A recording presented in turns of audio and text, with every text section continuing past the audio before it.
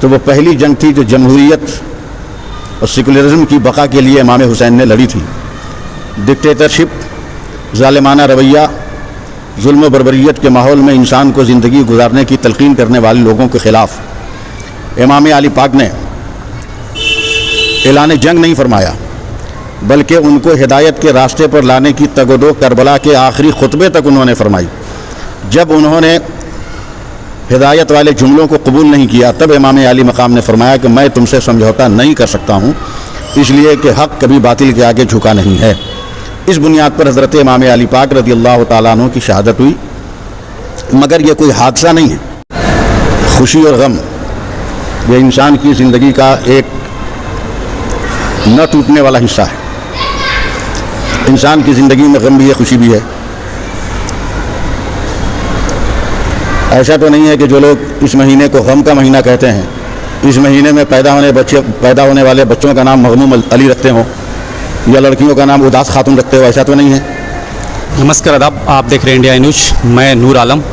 ابھی فی الحال میں ہوں کمٹی بڑی جامع مسجد کے خطیب و امام مولانا سیف اللہ علیمی صاحب کے ساتھ، اور ان سے ہم بات کریں گے محرم الحرام کے موقع پہ۔ آپ کو بتا دیں محرم الحرام مسلمانوں کے لیے ایک بہت ہی بڑا مہینہ ہے، اسے سال نو کے طور پہ منایا جاتا ہے، جس میں اس مہینے میں حضرت حسین نے اسلام کی سربلندی کے لیے، اسلام کے لیے اپنی کنبے کو، اپنا سر قلم کروا دیا اور اپنے جان کو قربان کر دیا، جس کو لے کر کے کچھ طبقے لوگ کہتے ہیں کہ یہ جو مہینہ ہے غموں کا مہینہ ہے، جبکہ ایک طبقہ کہتا ہے کہ یہ بہت ہی فضیلتوں والا مہینہ ہے۔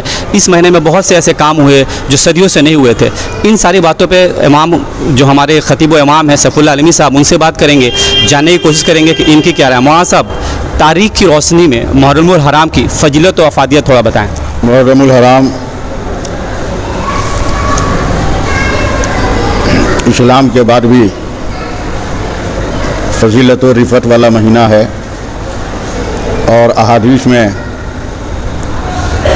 تاریخ اور سیر اور تفسیر کی کتابوں میں آیا ہے کہ قبل اسلام بھی یہ مہینہ نہایت معتبر اور معظم جانا گیا ہے۔ اگر خطۂ عرب میں بسنے والے مختلف قبائل کی آئلی اور معاشرتی زندگی پر ایک نظر ڈالیں گے تو جس دور کو ساری دنیا کے لوگ دور جاہلیت کہتے ہیں، اس دور میں بھی محرم الحرام کے مہینے کی عظمت و رفعت کو لوگ جانتے تھے، اور تمام قبائلی جنگ اس مہینے میں وہ بھول جاتے تھے اور اس کے احترام میں اپنی تلواروں کو نیام میں ڈال دیتے تھے۔ اس لیے یہ مہینہ ہر دور میں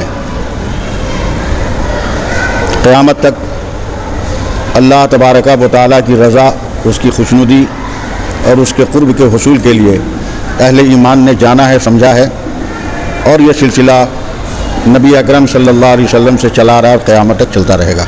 لیکن کچھ لوگوں کا کہنا ہے کہ نئے سال کی مبارکباد نہیں دینی چاہیے، اچھے کپڑے نہیں پہننا چاہیے۔ اسی ماہ میں حضرت حسین نے اپنے آل و اولاد کو قربان کر دیا اسلام کے نام پہ، تو یہ خوشیوں کا مہینہ نہیں ہے، یہ ایک غم کا مہینہ ہے مسلمانوں کے لیے۔ تو اس پہ کیا کہنا ہے؟ کہیں سے بھی حدیث یا کوئی بھی قوانین سے ثابت ہے کہ یہ غم کا مہینہ ہے؟ اس طرح کی کوئی بات میرے ذہن میں تو نہیں ہے۔ خوشی اور غم یہ انسان کی زندگی کا ایک نہ ٹوٹنے والا حصہ ہے۔ انسان کی زندگی میں غم بھی ہے، خوشی بھی ہے۔ ایسا تو نہیں ہے کہ جو لوگ اس مہینے کو غم کا مہینہ کہتے ہیں، اس مہینے میں پیدا ہونے والے بچوں کا نام مغموم علی رکھتے ہوں یا لڑکیوں کا نام اداس خاتون رکھتے ہو، ایسا تو نہیں ہے۔ صرف قتل حسین رضی اللہ تعالیٰ عنہ کی بنیاد پر اسے غم کا مہینہ نہیں قرار دیا جا سکتا۔ ہاں، ان کی شہادت کا غم ہے، ان کی شہادت کا غم ہے، اس سے کسی کو انکار نہیں ہے۔ ایک ناحق خون ہوا ہے، اس سے کسی کو انکار نہیں ہے، لیکن عاشورہ کی فضیلت صرف حضرت سیدنا امام حسین اور ان کے اہل بیت اطہار اوان و انصار کی قربانی تک محدود نہیں ہے۔ حضرت آدم علیہ السلام سے لے کر حضرت عیسیٰ علیہ السلام تک جتنے فضائل و برکات کا ظہور اس روئے زمین پر ہوا، اس کا تعلق محرم الحرام کے مہینے سے ہے۔ وہاں صاحب، عاشورے کے دن جو میدان کربل میں واقعہ پیش آیا، اس کے بارے میں تھوڑا سا ہمارے ناظرین کو بتائیں، اس کے تعلق سے۔ دیکھیے، یہ تو ساری دنیا جانتی ہے کہ حق اور باطل کی وہ جنگ تھی۔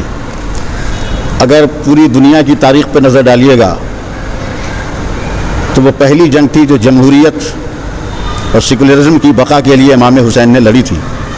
ڈکٹیٹرشپ، ظالمانہ رویہ، ظلم و بربریت کے ماحول میں انسان کو زندگی گزارنے کی تلقین کرنے والے لوگوں کے خلاف امام علی پاک نے اعلان جنگ نہیں فرمایا، بلکہ ان کو ہدایت کے راستے پر لانے کی تگ و دو کربلا کے آخری خطبے تک انہوں نے فرمائی. جب انہوں نے ہدایت والے جملوں کو قبول نہیں کیا تب امام علی مقام نے فرمایا کہ میں تم سے سمجھوتا نہیں کر سکتا ہوں، اس لیے کہ حق کبھی باطل کے آگے جھکا نہیں ہے. اس بنیاد پر حضرت امام علی پاک رضی اللہ تعالیٰ عنہ کی شہادت ہوئی. مگر یہ کوئی حادثہ نہیں ہے، یہ ایک امر واقعہ ہے، اس لیے کہ سیدنا امام حسین رضی اللہ تعالیٰ عنہ کی پیدائش کے وقت ہی حضرت جبریل امین نے نبی اکرم صلی اللہ علیہ وسلم کو اس بات سے آگاہ فرما دیا تھا، جس کا ذکر حدیث کی کتاب ترمذی شریف میں ہے اور جس کا ذکر حدیث کی کتاب مشکات شریف میں بھی ہے، اور بہت سارے محدثین نے اس کا ذکر کیا ہے.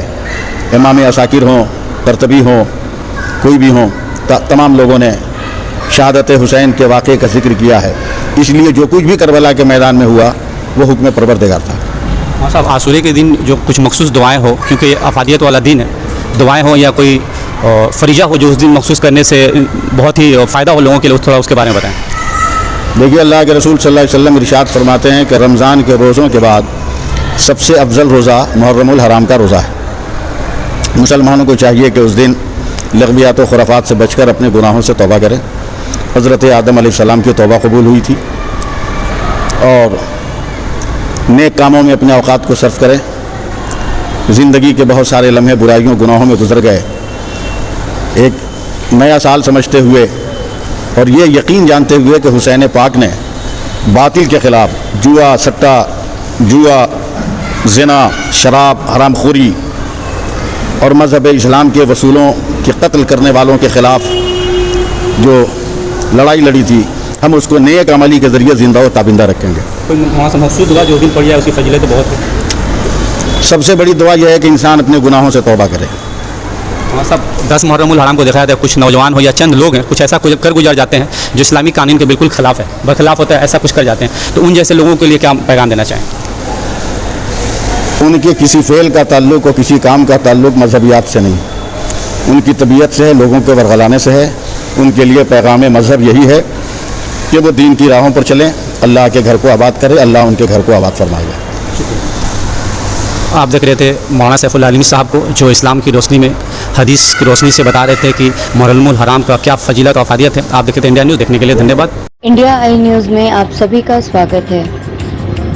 آج میں آپ کو بتانا چاہوں گی کولکتہ میرج ہال کم قیمت میں اچھی فیسلٹیز پرووائڈ کرتی ہے. انگیجمنٹ، شادی بیاہ و دیگر معاملوں کے لیے کولکتہ میرج ہال بک کریں.